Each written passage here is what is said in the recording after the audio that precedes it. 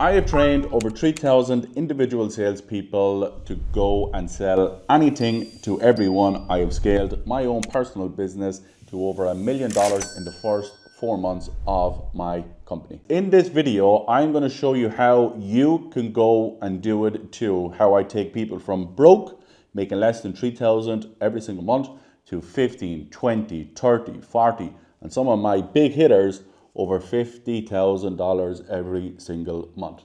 Now, to be very transparent and honest and upfront and absolutely balls of steel, like I tell all my guys, the difference between being broke and being an elite level sales professional, it has come down to how good you are at pre-handling objections, how good you are at motherfucking handling the objections, whether that's to think about it, partner, money, fear, logistics. The faster you know how to overcome those, the faster you know how to actually execute on that, the better you are at leveling up and leading your prospects, you will make the money that will change your family's future. Okay, ladies and ladies, what I'm going to show you is what you shouldn't be focusing on over the next couple of months and over the next couple of years. Now, straight up with me, you know I don't bullshit, okay? I have over 3,000 testimonials, case studies, data driven from all of the results that we got in the objection box. Objection handling bangs. Objection handling is the difference between making 3K and 30,000 every single month. Why? Because business owners, entrepreneurs, leaders want great salespeople who know how to get deals done and know how to put the ball in the back of the motherfucking net. Okay, you 40-headed lesbians, here's lesson one, okay? This is what you shouldn't put all of your time, effort, and focus into. Number one, rapport building, okay? The reason why is because no one actually cares. No one actually cares about you. No one cares about, you know, your kids and bullshit like this. All that they care about is three things that sales come down to. Their problem, your solution, the motherfucking decision. So that's the first one. The second thing we're not going to talk about is the weather. Yes, there's lots of tornadoes and shit like that happening all over the world at the moment, but no one actually cares. That's number two. Number three is tonality and, you know, making yourself out to be some Oscar-winning actor. No, just be there, have a normal conversation, and actually focus on the three aspects that I just said. Their problem, your solution, their decision. Pre-handling pre-handling objections. Okay? Stop pre-handling stuff. Stop trying to get away from the actual idea of actually putting the ball in the back of the net. Just learn how to handle everything. And then you don't have to pre-handle, pre-jerk, pre-handle, pre-jerk. Well, yeah, you get the point. Number 1, 2, 3, 4, 5. Everybody wants to focus on networking and networking and networking and networking. Here's a fucking big lesson for you guys. Be somebody that people want to network with. If you spend all of your time trying to get to know people, if you spend all of your time focusing on everybody else, what you're not doing is you're not spending time on yourself. You're not spending time on getting better at you being an elite level salesperson. So stop networking for the sake of networking. Actually go out there and learn who you need to become in order to be a person that people want to network with. That is the first lesson for all of you 40-headed lesbians. Lesson number 2. Stop wasting your time on learning, number 1, how to open up a call. We give away the North Star framework. It's very, very simple. There's 4 or 5 questions in it. That's all you need to focus on. Stop focusing on a 20-minute rapport building bullshit format. Number 2, you're asking bullshit about shit that don't actually matter. I wrote down bullshit questions about their cars and their cats and their fucking pet frogs and their pet giraffes. No one actually cares. Get to the point, get to the meat and bones of the problem. Number 3, being robotic. And number 4 is reading word for word off a script. Let me just tell you, if you are going to be out in the market and you're going to be better than an AI machine, then bring your personality into it. Bring your charismatic nature into it. Bring your energy into it. That is something that AI and fucking people at the back end of the Philippines or somewhere over in Nigeria or wherever else people are getting, you know, just cheap labor. You got to bring your own personality to it. You got to bring your own energy. You got to bring your own charismatic nature, your own, fuck you kind of attitude like the Billy Goat does. Yeah? Stop being robotic. Stop reading shit word for word off the screen. Learn what to do and then go out there and execute it through your own motherfucking personality. Lesson number 3 for my lovely bitches. Now this was a love heart, and that was my first attempt at the love heart. Maybe you cannot see that on the camera, but it absolutely looks like a sideways booty that you don't want to ever be surrounded with at 3 o'clock on a Sunday night. Anyway, what we focus on in the objection box, this is what ultimately has made us millions of dollars, but it's also coached over 3,000 people, case studies, results, testimonials. This is what we do. This is why we are the leaders in the market when it comes to getting shit done and getting deals done and overcoming objections. Number 1, the meat and bones of the entire business is the objection handling. Okay, so that's your think about, your partner, your money, your logistics, and your fear. Breaking that down, understanding what that is in a very systematic and structured approach will change your motherfucking life. Number 2, the inaction questions. Okay, so that's when you start piling on the responsibility, the leadership frameworks, those binary decisions. This is where you guys are going to make or lose deals, pretty much so. Your ideal lifestyle, that's how you allow your prospects see it, feel it, taste it, have it. But the most important thing is they got to believe that they're able and willing and capable of getting to the outcome that they're there on the call for. Then we obviously have our North Star framework, which is a 4 or 5 step framework to understand their North Star, understand where they want to go in terms of like what that actually is, understand what they're currently doing right now. Does it work? Does it not work? What they would change and X, Y, and Z. So that's really important. But these are the 4 step framework that we use. Now we double that up with these 3 right here. Okay. This is our basically, Bible of how we dominate the market when it comes to objection handling. Number 1, you have to have a tremendous amount of skill sets, which is really fucking important. The second thing is you have to do the internal work to become the leader that your prospects needs, that, your business owner needs and stuff like that. And then the third aspect is the labor, okay? There's no substitute for the labor. As I tell all of my guys, you got to outlearn, outwork, and outlast. That is the labor, okay? So skill sets, leadership frameworks, and then labor. This is exactly what you execute on. This is who you are executing as, okay? So that's the in-person stuff. And then the labor is just the work. The labor is never going to be substituted. This is going to be the framework that you guys are going to do and learn to go out there and own the motherfucking market like we do. So that is lesson 3. Lesson number 4 from the Billy Goat Baby XX. Okay, anyway, what are objections? Big question mark, okay? Objections are just a fancy word of your prospect saying no. Whether that's through fear, whether that's through anxiety, whether that's through uncertainty, whether that's through a money concern, whether it's through a think about it in another smokescreen, such as writing to me in an email and whatever else it may be, okay? So there's 3 aspects of fundamentally you getting objections. Number 1, your prospect doesn't believe that you can get them there. Number 2, your prospect doesn't believe that they can get there also. And number 3 is that they may not just actually like you. That's perfectly fine. Or they may be just in a position where they're shopping around or doing bullshit like this, okay? So number 4, the big lesson is this word right now, the word no, okay? Most of you guys get the word no or you get an objection and you absolutely fall apart. You're a leader for all of the call and next minute you get the word no in some other form of an objection, whether it's a think about, a partner, money, fear, logistics. I always break down the 5 steps. It's just a fancy word of saying no, okay? That's all it is. Let me just give you some other sauce. They don't know who you are in terms of like your social security number or your actual, national insurance number here in the UK. They don't know where you live. They probably don't know your address or, your mum's address or whatever it may be. So the word no is not the end of the world, okay? The word no is just the start. The word no is just the start of the next phase of this entire process, okay? So get used to hearing the word no in your life and in your sales career. If you do, guys, you'll make a shit ton of money. If you know what to do when you hear the word no, you will go out there and dominate like all of my guys do, like I did, and like all of the people that we have in the previous, different variations of the objection box over the last 2 or so years. All right, number 4, baby XXX. Get used to the word no. That's all it is. Okay, fuckers. Lesson number 5 for buddy, old pal, big smiley face for you guys. This can make you millions if you know what you're doing, okay? So the typical 5 objections that you're going to get in the market, the first 2 are smoke screens. Think about it in partner. Then it spins into money, logistics, or fear, okay?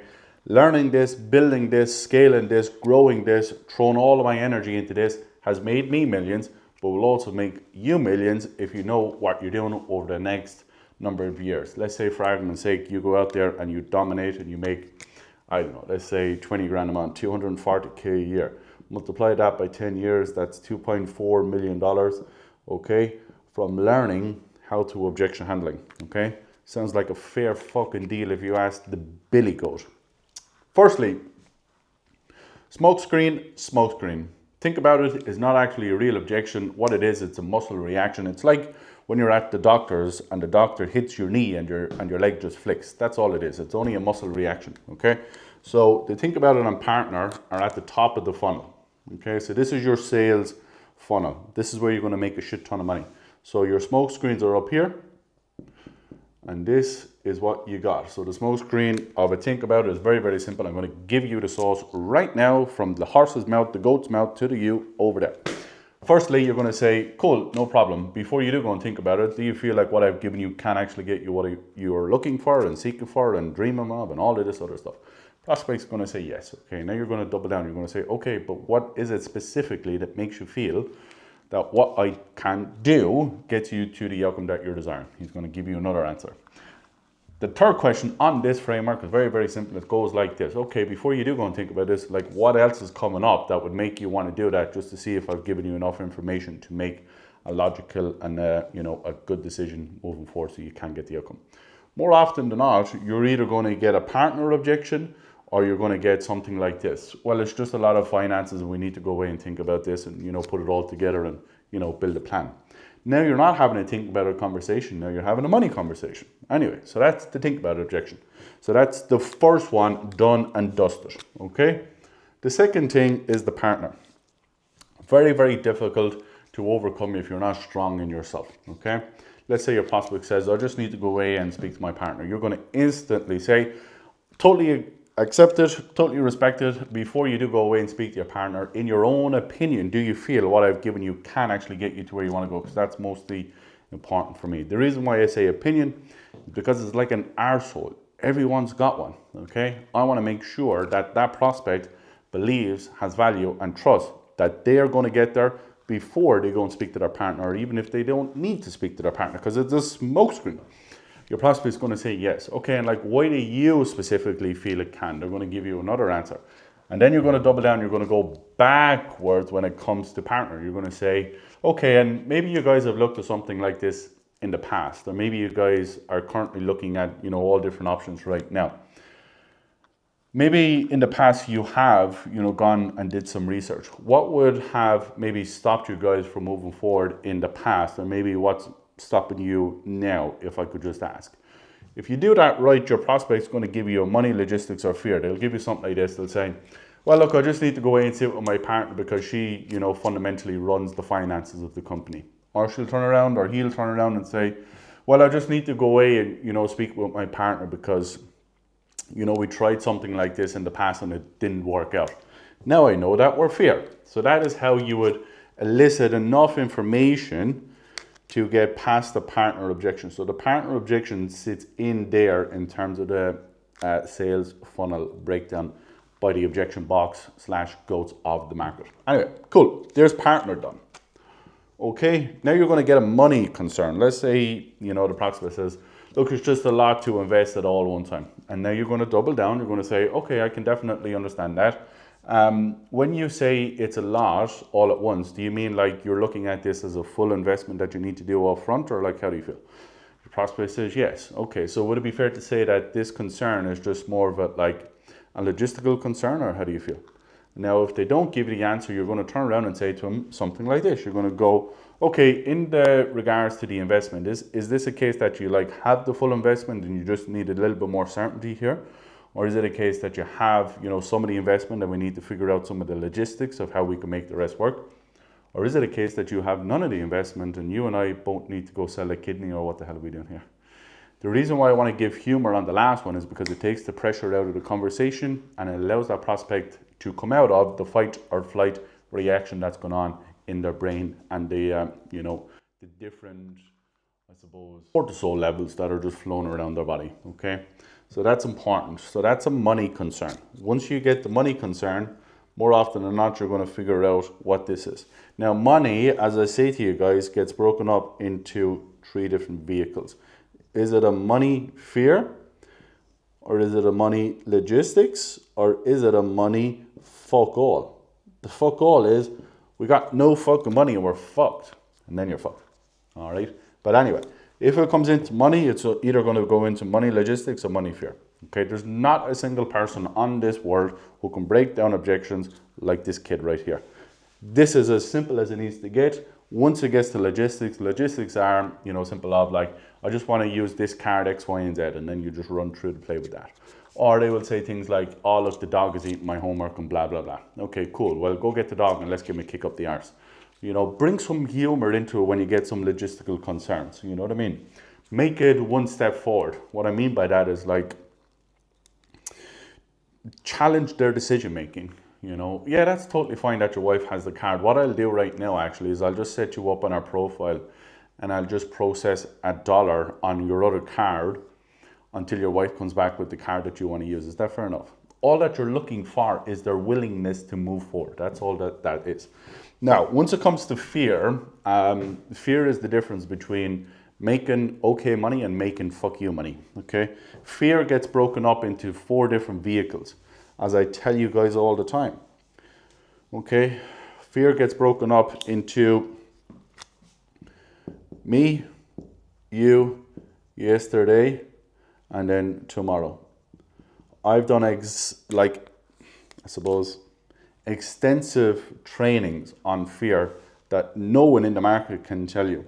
Once it comes to fear of me, which is me as, the prospect. Once it comes to fear of you, which is the fear of the salesman. Once it comes to fear of yesterday or tomorrow. Fear of me is going to be things like, the prospect's never invested in the past. They've never understood what they're doing. They never, bought any coaching or training or development. They're pretty green around the ears, okay? Fear of you is like a fear of, the salesman, in a sense of like, I just met you, I don't know anything about you, I don't know what you're doing, A, B, and C. Fear of yesterday is the prospect has invested in the past, they failed, and they're scared, apprehensive, nervous about investing again because they don't want to repeat the same pain of, investing and losing. Fear of tomorrow is maybe they've never invested in themselves.